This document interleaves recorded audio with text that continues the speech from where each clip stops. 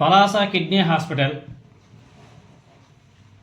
ఏదైనా మంచి జరిగితే ఇప్పుడు ఉన్నటువంటి కూటమి ప్రభుత్వ నాయకుల్ని ఆ డాక్టర్స్ కానీ లేకపోతే ఆ హాస్పిటల్కి సంబంధించినటువంటి హెడ్ ఎవరైతే ఉంటాడో సూపరింటెండెంట్ వాళ్ళ కూటమి ప్రభుత్వానికి సంబంధించినటువంటి ఎమ్మెల్యేనో లేకపోతే మంత్రులనో కలవాలా,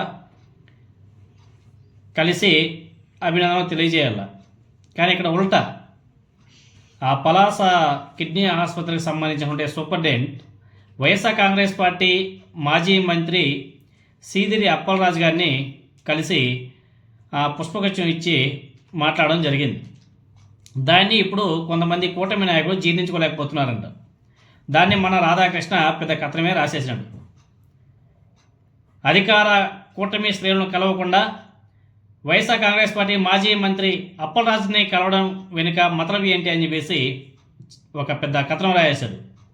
సో అలా రాశాడు అంటే పాపం ఆ సూపరింటెండెంట్ గారు ఎవరైతే ఉన్నారో ఆయన పోస్టింగ్ నాకు తెలిసి ఇంకా ఊస్టింగ్ అవుతుందేమో. ఇంతకీ మన రాధాకృష్ణ ఏం రాశాడు మీరందరూ కూడా తెలుసుకోవాలి కదా.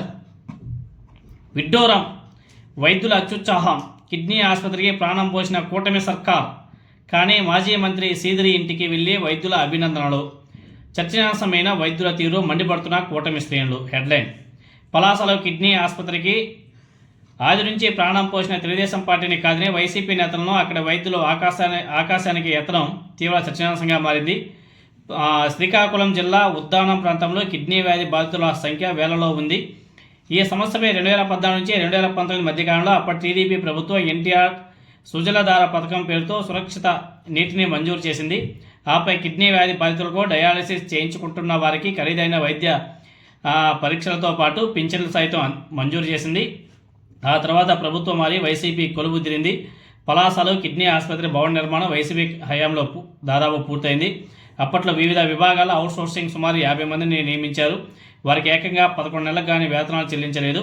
కూటమి ప్రభుత్వం వచ్చాక పాత బకాయిలను సైతం క్లియర్ చేసి ఆసుపత్రిలో మౌలిక సదుపాయాలు, ఇతర అవసరాలను సమకూర్చారు. ఇటీవల ఈ ఆసుపత్రిలో విజయవంతంగా కిడ్నీ మార్పిడి శస్త్రచికిత్స కూడా నిర్వహించారు. వైద్యులను ఎమ్మెల్యే శిరీష అభినందించారు. ఇంతవరకు ఓకే.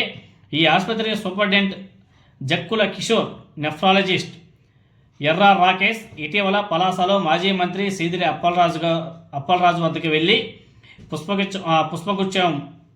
పుష్పగుచ్చం అందజేసి మరీ అభినందనలు తెలిపారు. పెండింగ్ బకాయిలను సైతం కూటమి ప్రభుత్వం తీర్చి ఆపై అవసరమైన సదుపాయాల కల్పనలో అత్యంత ప్రాధాన్యం ఇచ్చే ప్రోత్సహిస్తే సూపరింటెండెంట్ నెఫ్రాలజిస్ట్ వైసీపీ నేత ఇంటికి వెళ్ళి అభినందించడం గమనార్హం అని చెప్పేసి మన ఏబిఎన్ రాధాకృష్ణ ఒక కథనం రాశారు. ఇక్కడ మొత్తం చూస్తే తెలుగుదేశం పార్టీకి ఫేవర్గా రాశారు. అయ్యా మీకు అందరికీ తెలుసు కదా శ్రీకాకుళంలో కిడ్నీ రీసెర్చ్ సెంటర్ కట్టింది ఎవరు, అక్కడ హాస్పిటల్ కట్టింది ఎవరు, అక్కడ అంత బాగా మొత్తం ఎక్విప్మెంట్స్ హై టెక్నాలజీతో ఎక్విప్మెంట్స్ మొత్తం తీసుకొచ్చింది ఎవరు, ఇంప్లిమెంట్ చేసింది ఎవరు, అక్కడ హాస్పిటల్ కట్టించింది ఎవరు, మొత్తం చేసింది కూడా వైఎస్ జగన్మోహన్ రెడ్డి గారు. ఆయన హయాంలో పూర్తయితే దుర్మార్గంగా 2014 నుంచి 2019 మధ్యకాలంలో అయిపోయిందంట. దానికి వైసీపీ వాళ్ళు ఏదో చేశారంట. తర్వాత కూటమి ప్రభుత్వంలో మొత్తం ఏదో కుమ్మేశారంట. కాబట్టి వాళ్ళకి మాత్రమే పుష్పగుచ్చం ఇచ్చి అభినందనలు తెలియజేయాలంట, వైసీపీ వాళ్ళకి కాదంట.